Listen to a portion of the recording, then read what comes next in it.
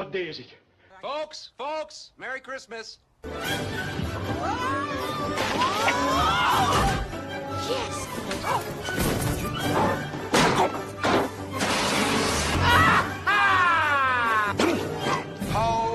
ho, ho. You'll shoot your eye! You'll shoot your eye! Okay, people, tomorrow morning, 10 a.m., Santa's coming to town. Well, I don't know what to say, except it's Christmas and we're all in misery.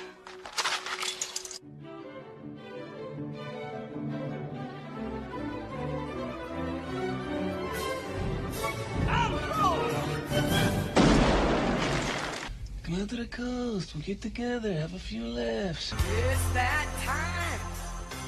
Christmas time is here. Everybody knows there's not a better time of year. Hear that sleigh. Santa's on his way. Hip, hip, hooray for Christmas vacation. We're gonna press on, and we're gonna have the happiest Christmas since Bing Crosby tap danced with Danny fucking Kaye. And when Santa squeezes his fat white ass down that chimney tonight, he's gonna find the jolliest bunch of assholes this side of the nut house. Welcome to Sunday Funday. I'm your host, Joe Ara, and we've got, as usual, a wide cast of jolly a-holes in the back here. So bring them out. Wes, Joe Hunter 73. What is going on? How are you, sir? I'm doing good. How are you doing? How was your Thanksgiving?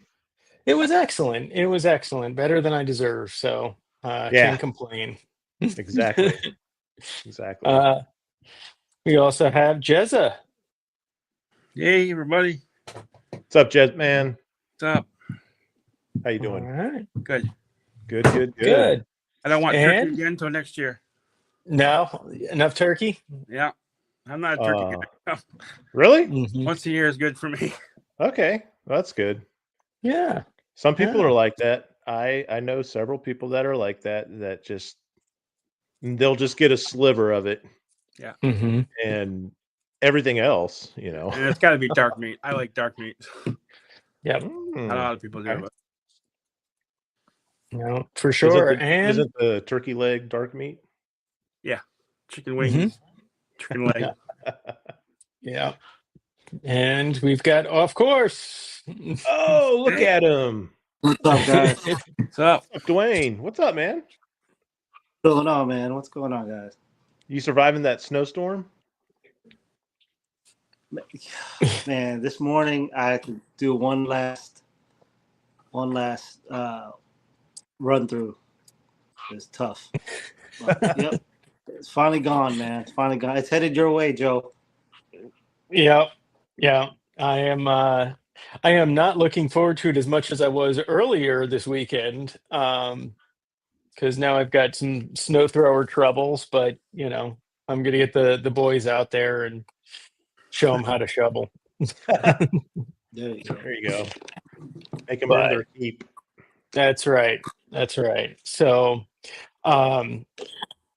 this week I thought maybe we could, since we're started the holiday season, maybe we could talk a little bit about some of the movies from our lifetime that may or may not be considered Christmas movies, but I'm hoping to change some minds as we go through them. So I figure maybe we could set the ground rules a little bit. So I kind of laid out some things that I thought made a Christmas movie, see if we can get a general consensus. Set during the Christmas season, and even more so, the events are dependent on the season, on the Christmas season. A festive atmosphere, you've got decorations, sometimes you get snow in order to create the mood. The holiday is central to the plot is another good checkbox. And let's see, Christmas characters may be featured, Santa, the Grinch, elves, or other traditional characters, but they also feature themes of love, whether it's finding or renewing it, choosing to be more loving, family connections, blood are chosen, hope, redemption, and kindness. So these are the ideas that I think make up a Christmas movie. Maybe we could go around the horn a little bit and see what everybody here thinks makes up a Christmas movie. We'll start with the U.S. Yeah, I think, as long as there's it's part of the season, right? It's during Mhm. that time, Mhm. even though that I think some of these movies that we're going to be talking about were released mostly like in July. Mhm. There, a Mhm. lot of them are those popcorn films, that blockbuster summer hit. Um, but yeah, it's set in December. It's set during around the holidays. I think there's even one that doesn't even mention it, but there might be an inkling of some Christmas decoration Mhm. sitting around. So yeah, What's going on, Ronnie? What's up, Ronnie?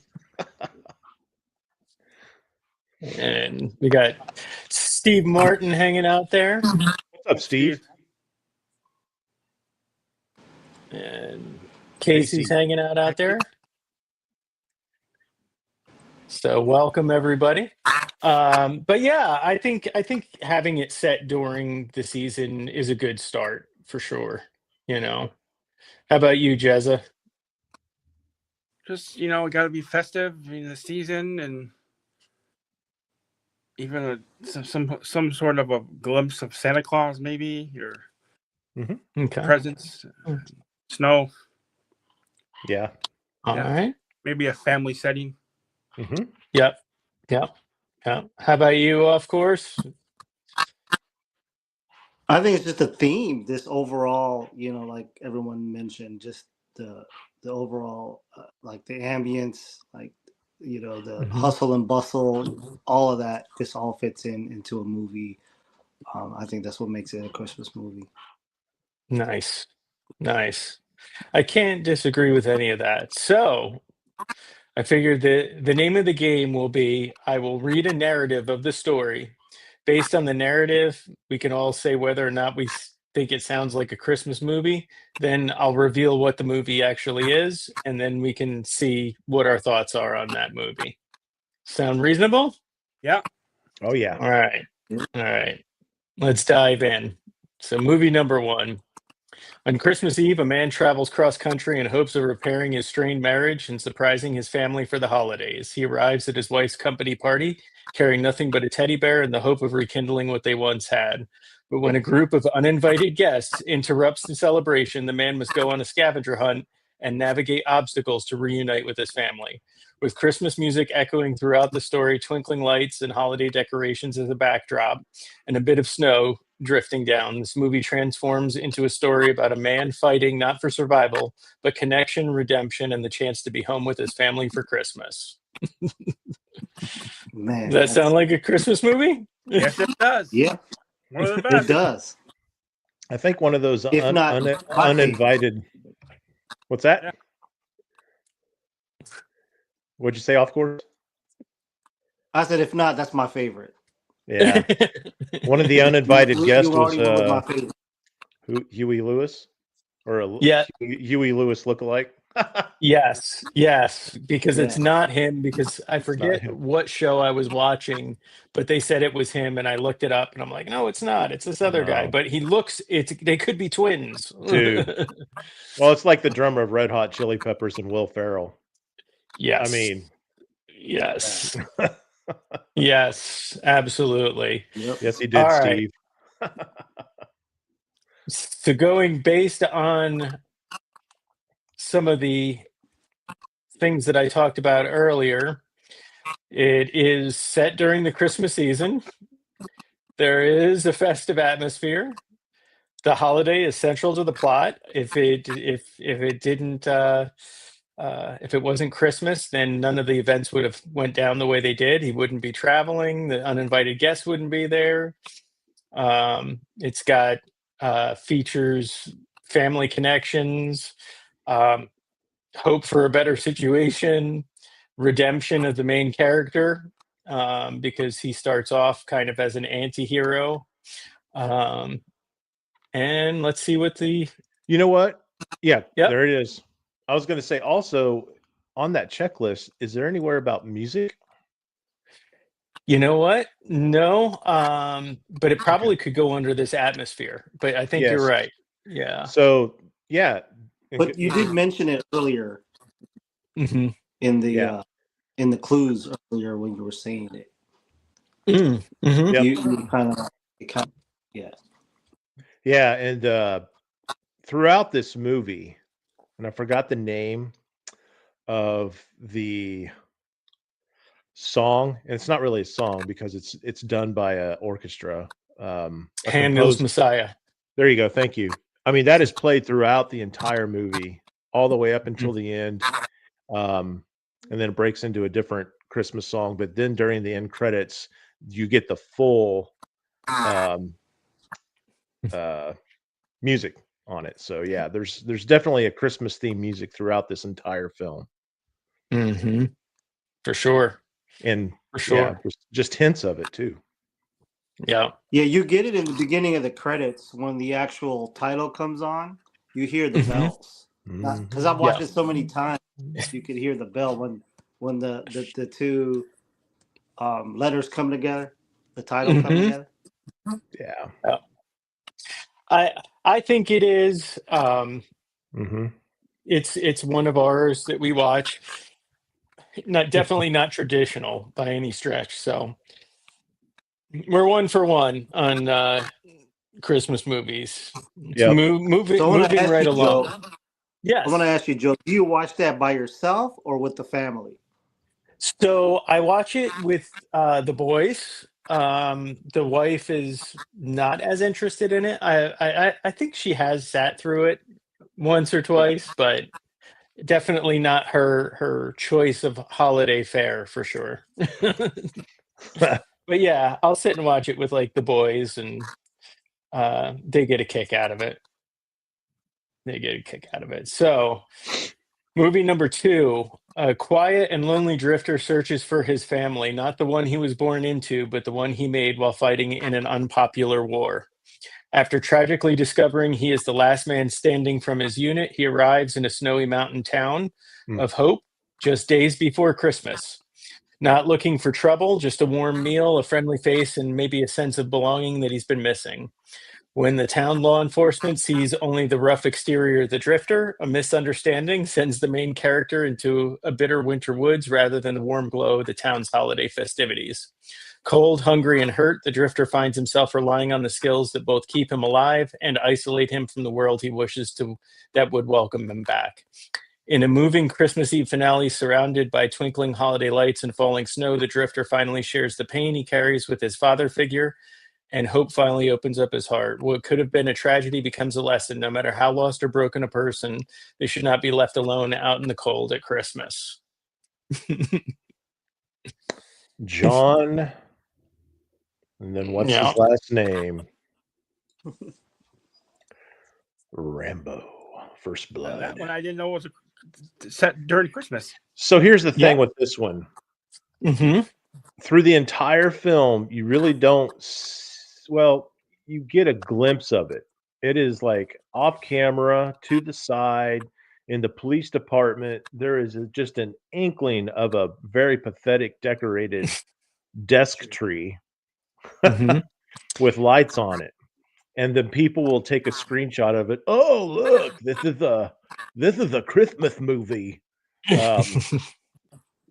So I've never myself really thought of it as a Christmas movie.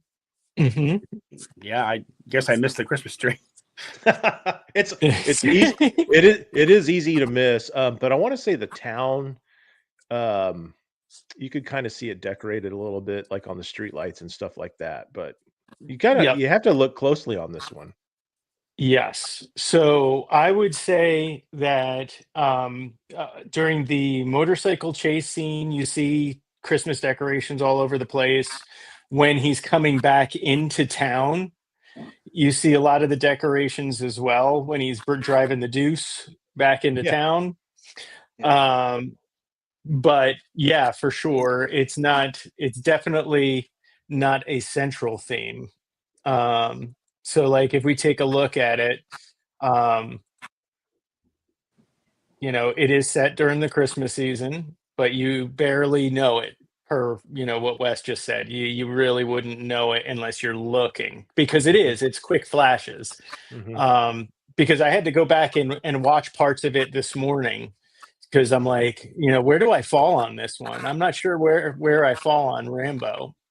And um, the holiday is not central to the plot. Like it does not factor in unless Rambo was trying to get to the guys for the holidays. If he was trying to find his brothers in arms for the holidays, but they never say it. Yeah, They it's pretty never loose. say it. That's a Yeah. loose theory. So there's really no Christmas characters. And I would say that the themes, probably you could find something if you look hard enough about, family, blood or chosen, when he's given his speech at the end about, wanting to belong and all of that. And it's almost like a fight at the Christmas dinner table between him and Troutman. You asked me, I didn't ask you. Like he's fighting with him at the Christmas table. Yeah, you're right.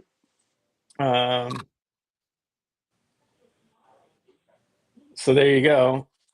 I could see Steve that. Steve thinks it was after Christmas. So Post-apocalyptic Christmas story. yeah. Well, that's what I was thinking when I was watching him when he rides into town on the Deuce and everything starts blowing up and everything else. I'm like, well, that's one way to light up the tree, like. But yeah, so I would say where I fall on the Rambo as a Christmas movie is I do not think it's a Christmas movie. No. At all. What do you think, Anybody? Off Course? Yeah, what do you think? I would have to agree with you, Joe. I Yeah. don't think Christmas one, even though it does have bits and pieces of what we see, glimpse of like decorations and in the town, but it's really more of just a sense of belonging type movie where, as a veteran, he's coming back, and the fact that when that him and Troutman were talking in the end, where he's like, I used to drive tanks or whatever, $1 million equipment, right? Yeah. And now it's like I can't even hold a job almost. Yeah. So yeah, so it could have been after Christmas, because in the beginning, the woman was taking down the clothes like it was drying. Like, isn't it cold? Like Yeah. off the clothesline. Yeah, generally you don't and I wonder, maybe he went up into the mountains afterwards, because I know where I live, if I go 5 miles down mountain, it's probably 10 degrees difference. So, it could be from 50 to 40 or whatever, but yeah, that's a good catch. That's a good This catch. was in the Pacific Northwest, right? Like Oregon, Yeah. Washington. Yep. So they don't get. I mean, they can get snow, but it's not like it's mostly just. I mean, what we saw in the movie, just damp, wet. Yeah, overcast. Yeah, cold. Yeah, for sure. All right, I think we've beaten Rambo to death. And Jesse, you didn't think so either, right? No. Yeah. Okay. So yeah, all four of us in agreement on that. All right, we're 2 for 2. There you go, everyone. It is possible. All right. Movie number 3. In this heartwarming Christmas tale, a small-town dreamer receives an unforgettable holiday surprise given to him by his well-meaning father as a Christmas present. This new pet quickly becomes the sweetest, most charming new member of the family, radiating innocent joy of the season. But Christmas magic always has rules, 3 of them in this case. And like any good holiday story, a few rules end up accidentally broken. Suddenly, the cozy town is swept up in a whirlwind of holiday hijinks. As the snow settles and lights twinkle across the town, this becomes a story about unexpected gifts, newfound family, and how the holiday spirit can shine through even the messiest, most unpredictable moments. Gremlins? That it is Gremlins. So, what do you think, Jezza? Christmas movie or not? I haven't seen this in a really long time, so I don't really remember the movie. I just know the plot, but I'll have to. Was there Christmas themes in the movie? I don't remember. Oh yeah, oh yeah, Oh yeah. yeah. I mean, from the time he gets the gift, I think, right? Mm-hmm. Yep. Yeah. I think his room's decorated for the holidays when when he's drawing or painting when the water gets knocked over. I think that there's like Christmas lights around that. Well, yeah, and But he's searching for a Christmas gift to give to his son, Right. a unique gift, and Mhm. and Like in there's Chinatown or something. snow. Yep. Is it wintry? I don't know because he was in Chinatown, but was it Chinatown, New York, or Chinatown, San Francisco? I don't remember. I think it was San- San It Francisco. could have been San Francisco.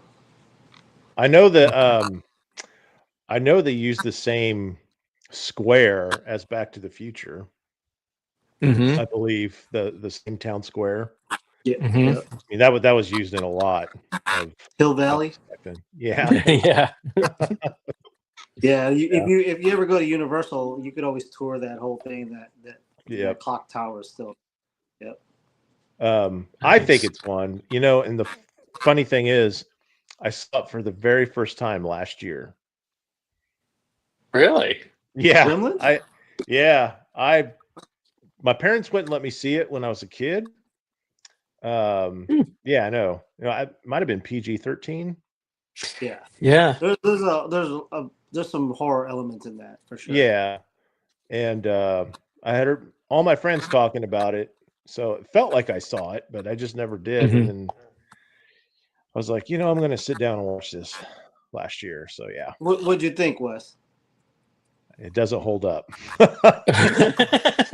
I wish I would have saw it back in the day, but seeing it for the first time, in 2024, I don't know. I just think the writing itself was a little blah, just a little Mhm. flat. Got Gremlin a yes scenes from and all that were great. Yeah. Yeah, But for sure. I think it's a Christmas movie. Phoebe, was it Phoebe Cates? Is that her name? Yeah. She has some of the most disturbing lines in that movie. Like when she talks about her dad being stuck in the chimney for Christmas, and just it is some of the most dark stuff I've ever heard in my life. Like, and as a kid, I didn't understand it, and I guess it just like went over my head what she was really saying. But as an adult, I'm like, that is some disturbing shit. So, but yeah, I would say it's a Christmas movie. Maybe not everyone's cup of tea, but I think it checks a lot of the boxes. Yeah. Anybody disagree?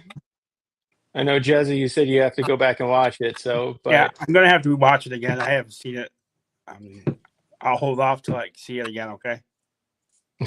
Okay, so we have one abstention. How about you, of course? No, I agree. I think it's a Christmas movie. I mean, it checks all the boxes. The theme, where you get the gift and the lights, and Yeah. I'm pretty sure there's Christmas music in it. Yeah, there's been a while. Yeah. And Steve Martin says with the Gremlins actually rock a Santa hat, so that gets his vote. So right, he does when they're all yeah, going crazy. Mm-hmm. Mm-hmm.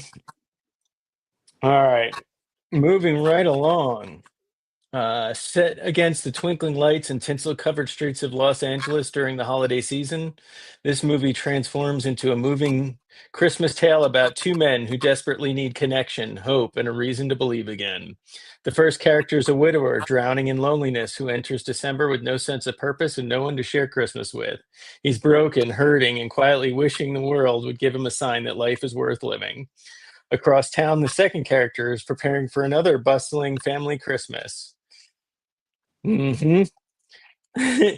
Filled with kids and traditions. When fate or maybe Christmas magic pairs the two together, it becomes about something deeper than police work. As the days before Christmas tick down, the widower slowly rediscovers the joy of laughter, shared meals, family gatherings, and the power of being welcomed by people who care. By Christmas morning, the widower finds himself not just alive, but embraced. His partner learns that opening his home and heart to someone different can deepen his own understanding of gratitude, compassion, and what it means to be alive. Their unlikely friendship is the miracle of the season. Lethal Weapon. There you go, Jesse. You got it. Lethal Weapon. So, how many boxes do we think we? Oh, here you go. Best body cop series ever. Yeah, I agree. Yeah, I cannot deny that. I can't either. Also has the same villain that was electrocuting Riggs. He's in Die Hard the year later. Yeah, that's the guy that ate the Snicker bar or the I was going to Crunch say, bar. yeah, Yes. stealing the Asian guy. Snicker. I forget. I'll have to see if I can dig it up for next time. But there's a picture of him, and it says, "You know, some stuff is about to go down when this guy shows up." And it's a picture of that guy from Lethal Weapon, Die Hard, and probably 100 other villain I roles. think he was in Big Trouble in Little China too. Yeah, Yeah. yeah, yeah. If he wasn't, he should have been. A fun fact about that scene in Die Hard where he's getting that candy, they left that in there. I don't think he was supposed to do that, right? I'm not sure. No. Yeah, he just kind of did Yeah. that, and Yeah. so good on him for doing that, and Yeah. good on the people that edited that to keep it in. Yeah. For sure. Yeah, that definitely kicks it up a notch. So what do we think on Lethal Weapon? I mean, it definitely is set during the Christmas season. Yep. There is Christmas music. There is that whole arrest, I guess arrest or shooting in the Christmas tree lot. So there's a festive atmosphere. Yeah. I don't know that the holiday was the beginning credits of that movie. As soon as the Warner Brothers sign goes off, it's Jingle Bell Rock. Yep. Yeah. Yeah. You know what? You having just said that, now I'm like, oh yeah, yeah. I hear it. It pans to that tower, and then it's the woman that's as a kid watching it. You know, as you coming into this this stage of nudity where you're looking at it, you're like, oh, whoa, there's some headlights. Yeah, for sure. I don't think we had Santa in this one. I don't think I saw any Santa suits or Santa hats or anything. No. Christmas trees. There was there any kind of decoration that Yeah, Santa? it's the Murtaugh household. They had a Santa on top of their. Is that the first one's the one where they drove the police car into the window and hit Christmas tree? Gary Busey. Gary Busey. Mr. Joshua. Yeah. Yes. Yeah. They drove his wife's car into that thing, was it? Yeah. Yeah. And there's a bit of redemption for Riggs. A little bit about kindness and family connection, because it's more about him now having the Murtaugh family as his family. Because by the end of that one, like the daughter was like his daughter. He was like the crazy uncle. If you look at the interaction between him and Murtaugh's wife, So I'm gonna say yes on this one. Yeah, if you've ever been to California during the holidays, it is a different vibe. Being from a colder climate, when growing up in Kansas, we took a trip out there in like 90 or something, and I was not digging it. It was warm. Yeah, it was palm trees, and I don't know. I didn't dig it, but they did it right. in this movie. You definitely get the feeling for it. Yeah. I say yes. I do Okay. too. All right. Yeah. So yeses across the board for Lethal Weapon as a Christmas movie. All right. Number 5. Oh, this is a good one. So Wes, you're gonna like this one. All right, here we go. Blanketed in shimmering snow and illuminated by towering Christmas trees, this story becomes a gothic fairy tale set in a wintry city where everyone is longing for connection during the most emotional time of the year. The story follows 3 lonely shoals, navigating Christmas in their own unique ways. Character 1 is a man who has everything: wealth, status, a mansion filled with holiday decor, and yet feels utterly alone. Christmas reminds him of what he's lost: family, normalcy, and the warmth of human connection. Character number 2 is a quiet, overlooked woman yearning for recognition and purpose. After a life-changing betrayal, she reinvents herself, discovering a fierce new identity while struggling to understand who she truly is and whether she deserves love at all. Character 3 is an abandoned child, desperate for acceptance, now returning to his hometown at Christmas time, seeking belonging, family, and a place in the world. His heartbreak, though twisted, echoes the season's deepest themes: the longing to be seen and loved. Against the backdrop of toy store parades, twinkling lights, and snowfall, the 3 characters' paths intersect. The holiday festivities are not just decoration, they're the emotional backbone. Christmas amplifies all the yearning and wounds. In the end, this movie becomes a beautifully melancholic Christmas tale where the greatest gifts are understanding and compassion, and serve as a reminder that even at the darkest time of year, light can shine through. It also shows us that families we choose are sometimes more powerful than the ones we're born into. Any guesses as to what this one is? Batman Returns. Batman Returns. You Okay. got it. Good job, Jezza. That's a real good one. Yeah. I had to wordsmith that hard. But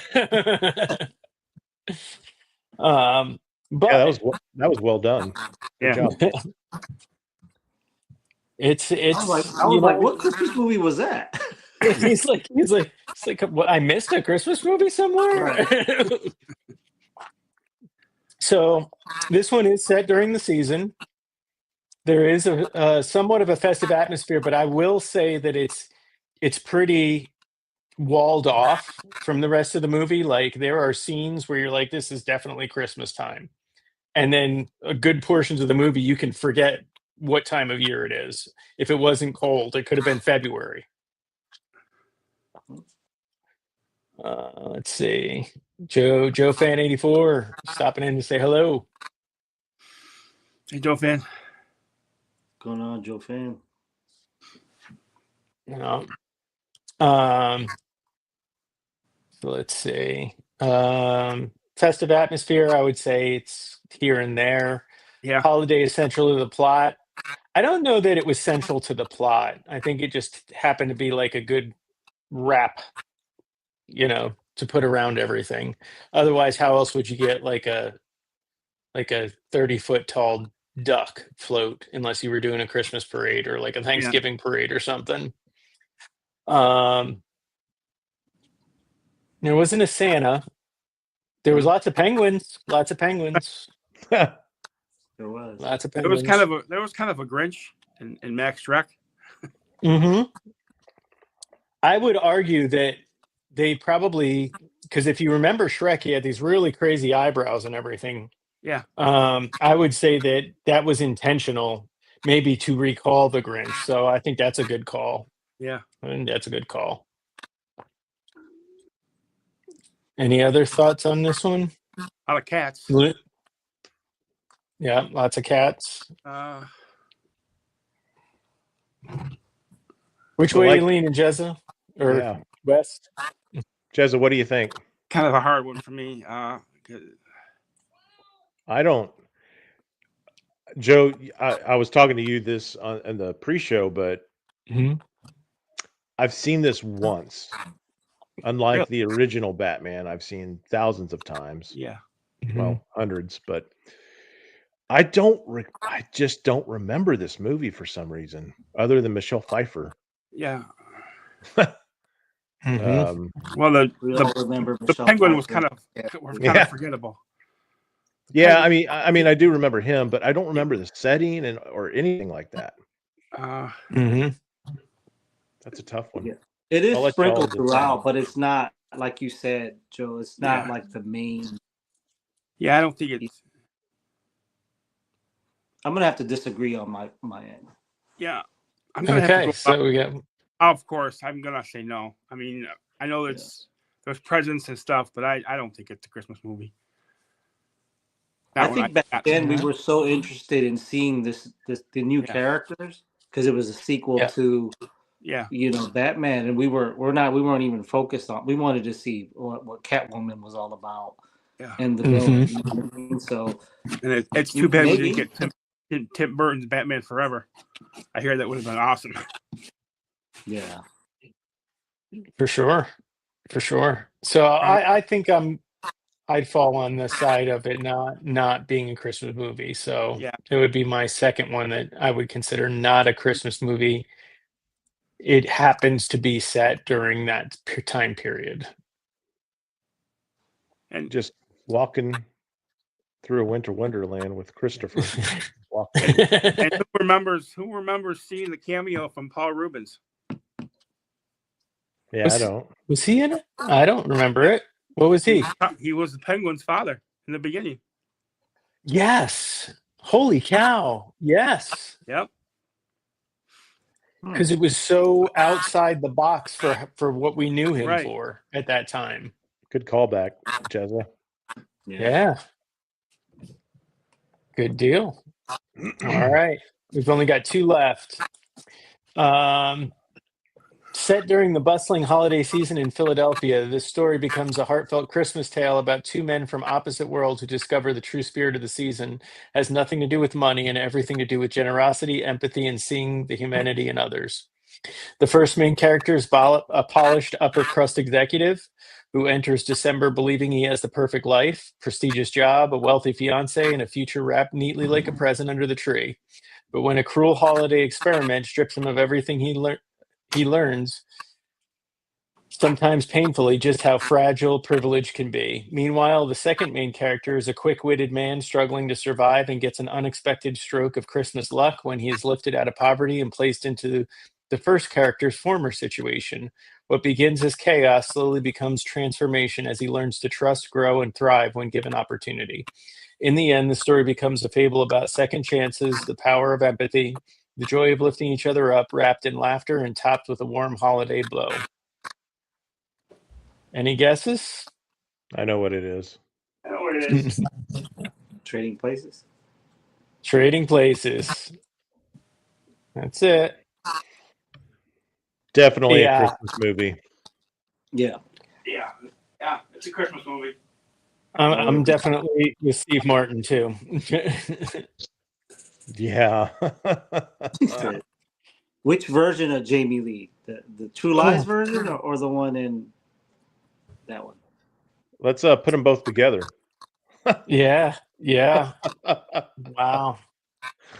Yeah. Now this is a good movie. I really think it's underrated. It doesn't get enough, and maybe just because it's dated. But yeah. Great performance by Eddie Murphy and Dan Aykroyd. Dan Aykroyd. Yeah. Was this ever remade? I think it was at one point recently. Probably by a different title. I don't think it was actually made from the same. Like there's a movie called Brewster's Millions with Richard Pryor and John Candy. Kind of like this movie. Yeah. I mean, I was not a huge Dan Aykroyd fan in the 80s. Like I liked him in Ghostbusters, but I didn't like. Maybe I was a little young for Trading Places at the time. I'm quite sure I was, but yeah, same. I think I was probably in my tweens before I finally saw this. Like I think it's the first time we see her topless too. There is that. Probably. Yeah. Yep. If you like that. I was pretty young when I saw this. I didn't really know what was going on. But then I watched it again as a teen. And you're right, it is an underrated comedy. Mm-hmm. And I don't know if Eddie Murphy, this was like, I'm not sure what year this was, but was this before? I think this was before Beverly Hills Cop. I think so. Mm-hmm. I think this might have been his first. Well, he did 48 hours, so. Yeah. Give me a second, and I'll look. When was Got first? it right here. Trading Places. What'd you say, Jezza? I'm not sure which 48 hours of Trading Places was. 1983, Trading Places. Yeah. 8 hours. Oh wow, 48 hours. Oh no, that's the TV. 1982. 82. So 48 hours was first, so this was his second. Okay. So that makes sense. Yeah, yeah. because he was doing a lot of co-stars before he actually had a lead role. Yeah. Mm-hmm. Yeah. For sure. But what do we think? Is this a Christmas movie? I think it is. I would say yeah. I agree. I mean, he's dressed up like a Santa Claus, isn't he? If I remember correctly. Yeah. A drunk Santa Claus. Yeah. A drunk Santa Claus. I might actually although it hits on a lot of the themes and takes place at the time, I think I'm going to go against the grain here a bit and say I don't think it's a Christmas movie, but it's set at Christmas time, kind of the same way Batman Returns is. But maybe not for me, personally. Okay. We don't all have to agree. That is true. That is true. Spies Like Us was good, but only when I was old enough to appreciate the humor. Yeah. You're right, Casey. Yeah. Yeah. Although you didn't have to be of any certain age to appreciate the Russian when she came out of the tent and stretched in the morning. That was fantastic. Yeah. You know, Now that Chevy I Chase think had about something it, to do with that. Did Dan Aykroyd actually just have a movie by himself? Like recently or what? Like no, just like a leading role. Like you know how John, what's the big guy that passed away? John Candy. Yeah, you know how he had his own. Yeah. Like He standalone. had a couple by himself, but I don't think they were major hits. He had Dr. Detroit, and I think that's about the only one I remember. Because Spies Like Us was with Chevy Chase. Correct. He'd always have like another comedian or a SNL cast with him as well. Blues Brothers was with John Belushi, and yeah, I don't really think he was the lead in any of those movies. Like I think Belushi was the lead, and Chevy Chase and John Candy. Yeah. Mm-hmm. The only one I remember is Detroit, and it wasn't very good. Yeah. Yeah, I think Coneheads was the closest he came. Coneheads, yeah. Yeah. And wasn't that a stint on Saturday Night Live that you did? Yeah. Yeah. With Jane Curtin. Yeah. Yeah, I was gonna say Jane Curtin was pretty much the co-star still, top bill. Mm-hmm. That one. Jane, you ignorant slut. When he did the news. Yeah. Point counterpoint, I think it was. But yeah, I mean, I think he's a brilliant comedic mind, but yeah, I wonder if he really could carry a movie by himself, because I can't think of anything. Yeah, that he doesn't. But anyway, so that's the sixth movie, and here's the last one. In this holiday tale, we learn about teenage heartbreak, healing, and the magic of new beginnings. As December settles over a small mountain town, our hero is having the worst holiday season of his life. His girlfriend has suddenly dumped him, his family's out of control, and his entire world feels like it's crumbling just as the Christmas decorations go up. But as Christmas has a funny way of nudging people towards hope. Across the street, staying with the odd neighbors, is a kind and quietly wise exchange student. While our hero stumbles through one awkward, hilarious setback after another, she begins to see something in him that he has yet to discover for himself. As the snow deepens and Christmas draws near, the exchange student helps our hero rediscover confidence, laughter, and the belief that life can surprise you in the best ways. It is only then that our hero realizes that losing someone isn't the end of the world. Sometimes it's what makes room for something better. Anybody know what this one is? I don't think I've even seen this one. Mm. Sound familiar? Give me a hint. I mean, I know you just read this, but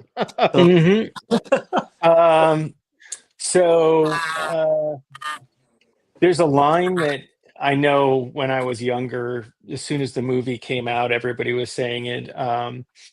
The exchange student who's staying with this weirdo family says that the son in the family that she's staying with kept trying to put his testicles all over her, but what she meant to say was tentacles.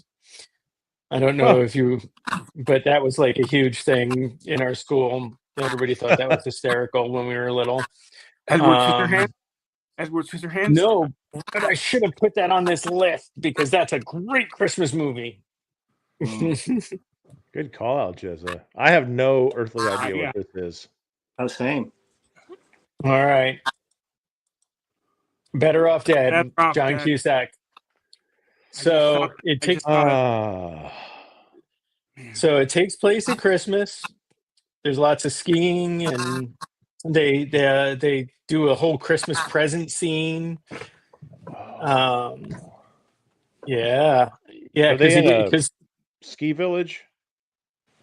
So they're like in a town that's nearby a ski mountain, but they're not in like a village. The father was George Burns from MASH, and he gets the aardvark coat for Christmas, and like it has the whole aardvark head on it, and it's like ugly holly leaves, and it's this really crazy thing.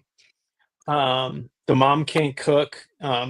When I guess the father had complained that the bacon was too greasy, she decided to boil it instead. It is if These you like used to come John on Cusack, HBO all the time. yes, yep. Gee, Ricky, I'm real sorry your mom blew up. Wow. Yep. So anyway, I thought I'd throw that one on there. Yeah. I couldn't tell you. I can't remember this one. Yeah. All his movies I kind of almost run watched together it in my last head. night too. If I'd known that, I would have watched it because it was on one of my streaming services. But I should have watched it. I don't. I'm actually gonna try to find it and watch this one now. Thanks, Joe. Oh, dude, it is so good. It is so crazy good. His best friend is Charles Dumas, who's constantly snorting everything. Like he's looking for a drug in a town with no drugs. So like he's snorting snow on the mountain. Do you have any idea what the street value of this mountain is? That's the guy that plays Booger and Booger, yeah. Yes. And he was also in Revenge of the Nerds? One Crazy Summer. Yeah. Yes. Yeah. Another good movie. There was a group around him, like, and the paper boy was constantly chasing him for his $2. Yeah, So that's the one. and That's what I remember. Yes. And that dark-haired girl was really cute. I want my $2. Casey's seen it. That paper boy. Yeah. When they were looking for him, he had a whole bunch of other paper boys with him. Yes. Like there was the whole army of paper boys. Is that Chris Farley in that picture? In that movie? No, this was way before his time. On my distance, I thought it was. Yeah, I remember the movie, but not recently. Although I will say that the guy in the top right hand corner is Cho-Sun from Karate Kid 2. Okay. He was one of the two brothers that learned English by watching Howard Cosell. Oh, I remember that part. So whenever he was talking, it sounded like Howard Cosell. This Yes, is yes, Howard Howard Cosell, broadcasting at I used to be this able to do that. Monday Good. Night Football. Once a great champion, now a study in moppishness. What a great flick. Like, I think it's so, and John Cusack is not a fan of any of the movies he did when he was younger. Really? Really? Like, yeah, when he does some of those, like, I want to call them meet and greets, but they're not really. But I've known people that have gone to them, and like he starts off saying how he despises the movies and like he wishes that he could erase them. And Wow. I'm like, that's the only reason I ever even really liked you. Like yes. But I guess Say anything. yeah, say Yeah. anything. I like I that guess one. like What's that? I think it was a later movie, but I think it was called High Fidelity. Yeah. yeah, that is a Yeah. later one, yeah. Yeah, where he was at a record shop in Chicago, or worked at. Oh, it's the real one. The real The record record- shop. I'm not sure, but Oh. yeah, it's based out of Chicago. Oh, well, Yeah. Oh, I agree with this one. yeah, that was a good movie. Gross Point Blank. What a great soundtrack. Yeah, that's a good one too. Yeah. Great soundtrack. You know, ever But- since I moved in this area, a lot of these titles, because John Mhm. Cusack is from this area, and so like that title, Gross Point Blank, there's actually a road. It's a long road out here. That's pretty. It's a pretty wealthy area, but it's this road, and then every time I see it, I'm like, oh, just like the movie, you know. So I don't know if he grew up in this area. I think he is from this area. I know he's in a bunch of Cubs games all the time. Yeah. Mhm. Him, Aykroyd, Murray, John Yeah. Hughes. John Hughes. Yep. You Yeah. ever drive by the Home Alone house? Man, we try to go every year. Honestly, they fenced it up now. Yeah, I 'Cause, saw that. Back then, I guess people would just come up to the front door. Like, Yeah. come on. Why? It's like the house in Breaking Bad in Albuquerque. They had to put a fence around that because people kept throwing pizzas up on the roof. No. Well, maybe one day it'll be like the A Christmas Story house. It'll get turned into a Home Alone museum. Yeah. Well, I saw that they it was last year they showed the inside how it's completely redone and that doesn't look like what the interior shots Did look you know like. they made a sequel to that when they're all Ralphie's grown up? The what? They made a sequel to A Christmas Story where Ralphie's an Oh, adult. Christmas Story. Yeah. Yep. That came out a couple years ago, I think. During COVID, I saw it. So, yes. They did make a sequel called A Christmas Story 2 with Marv from Home Alone as I don't remember if he was Ralphie or I didn't watch the thing because I read the reviews first, but there was a Christmas Story sequel done with him.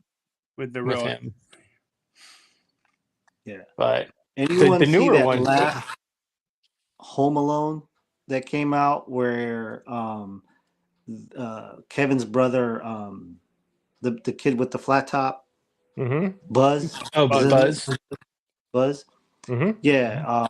So the last Home Alone, they threw a Easter egg in there where Buzz plays the character, but Buzz is a cop now, and he's like, and then there was a call saying there was a kid home alone. He was like, "Are you kidding me? My brother tried to pull this crap when I was younger," and so it was like a throwback to the Home Alone, the original Home Alone. He was like, Buzz was a cop. Wow. Yeah, Buzz ends up being a cop. Yeah, he actually has a big role, a particular role in that latest Home Alone. It wasn't bad. It's like Home Alone, what, 8 or 5 or something like that. Jeez. I know the one Home Alone they made. It was, I think it was the one with Scarlett Johansson in it when she was younger, and it was the McAllister family. They were all different actors. Oh yeah. Yeah, yeah. I Like think it was that part 2 where they go to New York. Yeah. Yeah. No, Was it that's the 3? original. 3. The first 2 are the same. It was 3. Macaulay Culkin. I think it was 3 or 4. Yeah. Mhm. How did we forget Scissorhands? Edward Scissorhands. Oh, I know. Well, That- I got one. I got thinking about that. I want to ask you guys about Iron Man 3. Mhm. It's I set don't during remember. Christmas. See, I'm going to treat that one like Batman Returns because it was wrapped around the holiday, but it wasn't central to the plot. Yeah, that's what I was thinking too. But still a good point. But I Yeah. can't believe I didn't remember Edward Scissorhands. That was fantastic, Joseph. Yeah. I agree with Steve Martin. At some point, it goes from Home Alone to child abandonment. Although one of the greatest cameos was John Candy in Home Alone. Yes. Yes. And he didn't take money. Yeah, the Polka King. He got paid very little. I can't remember which. Yeah. I don't think he took anything. I don't think he did either. I love John Candy. I miss John Candy. Yeah. Like I said, living in this area, he was driving back with that U-Haul, Mhm. and they're like, "Yeah, we live in Kenosha, which is like a town literally maybe 30 minutes from me." And every time I hear, watch that movie, and I'm like, "Oh, that's literally up there." I've never been to Chicago. So Is funny. Chicago that close to Wisconsin? Yeah. So yep. Oh, yeah. It's, so from Milwaukee to Chicago, it'll Be like a probably 2-hour take you- drive, right? Yeah, it's about an hour, 40-minute ride without traffic. So I've never been. 2 I've major never, cities. I've never been past Indiana, so. Well, when you get a chance, man, let me know. Yeah. He can take you to see the Kenosha Kickers. It was cool when my company when I started my new job last year. They flew me up to the offices there in Waukesha. Am I saying that right? Waukesha. Waukesha. Waukesha. It's a nice area. Waukesha. And my connecting flight was in Chicago, both going and coming. And I'm walking through O'Hare, and I'm like, what in the actual, this is like this is Home Alone. Yeah, this is where they filmed it. In that terminal. American Airlines, that terminal. That was pretty cool. Yeah. I said, I'm not originally from here, and watching Home Alone with the wind and the storm, I'm like, that's just Hollywood. No, now that I live here, yes, we do experience that out here. Yeah. Yeah. Yeah. I think I would venture to say that the majority of what I thought my teenagedom was going to look like was supplanted in my brain by John Hughes and all of his movies, centering in and around Shermer High School. So like Breakfast Club and Pretty in Pink and Weird Science. And that was a real school at Breakfast Club, wasn't it? So there is a school there. Yep, the school's there. I don't think it's called Shermer though. No, Shermer is the road it's actually on. Oh, no way. Okay. Yeah, so Shermer Road is, that scene with Ferris Bueller where he picks up his girlfriend, and he rolls up in that convertible, and there's like a distance between him and his girlfriend, and it's like a set of stairs. That high school is called Glenbrook North, and there's a Glenbrook North and a Glenbrook South, but North is located on Shermer Road, and I think that's what they use as the name of the school. It's a different school. Yeah, it still looks the same, man. You roll up in there, and you're like, oh, this is the scene where Ferris picks her up. That's cool. Oh, here, one more fun fact. one more fun fact with Ferris Bueller. There's a scene where his girlfriend is getting ready to be picked up, and there's a young co-star next to her. She actually works in the same hospital I work at, but she's a psychologist now. So every time I see her, she was an extra in the Ferris Bueller movie. That's pretty funny. That's Wow. cool. Yeah. That Yeah, is her cool. name was her name is Dr. Miller, but I didn't know her maiden name. But yeah, she's a Okay. psychologist. So every time we see her, we're like, oh, she's from Ferris Bueller. Wow. She's always looking at, it's the young lady looking at Sloane all the time. She's like got like brown hair, and she'd always look at Sloane while they're talking. Yeah. Nice. So what do we think? Pre-Con Air, John Cusack, Christmas movie, non-Christmas movie? I don't know it enough. Yeah. I don't remember One it. abstention? Yeah, I'm saying I too. would say it is. I would say so. I would say so as well. Just because of the decorations, the scenes around the Christmas tree with the presents and everything else. I think it's a Christmas movie. I think it's a wacky, different take, like almost like the alternative comedy of its day. Yeah. So, and that's, we got an honorable mention. So this is a special slide from, that is Eric Hillbilly Harper. Eric the White, who was going to talk to us about Fellowship of the Ring. Harper the White. Harper the White. Or Harper the Gray and Eric the White.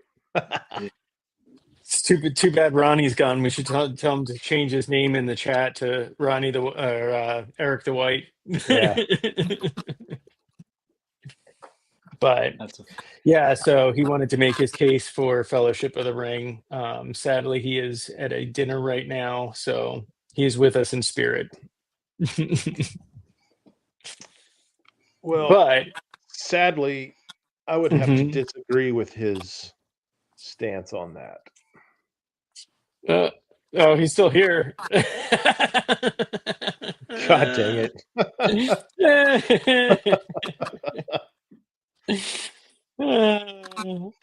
So, yeah, I mean, I think I would file that under the Batman one where it happens to be part of the season. I might say that. Like it happens to be part of the season, but it's not. Yeah. There's no celebration. I mean, they're in Rivendell.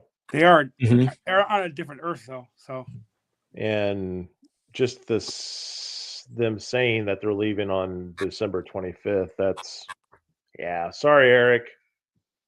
I'm with Eric, but I like the movie, so I love the Lord of the Rings movies, especially the extended cuts that my family won't sit for. Yes. I love the extended cuts. I own the extended cuts. That's brutal. It is a slog. It's a slog. But I've also read all the books cover to cover, so. Wow. I tried doing that. I couldn't do it. No. But I'm one of the rare ones that like the Hobbit movies, so I like the Hobbit movies, so. Gotcha. Not all I do, but I watch them all once, all 6. Cool. But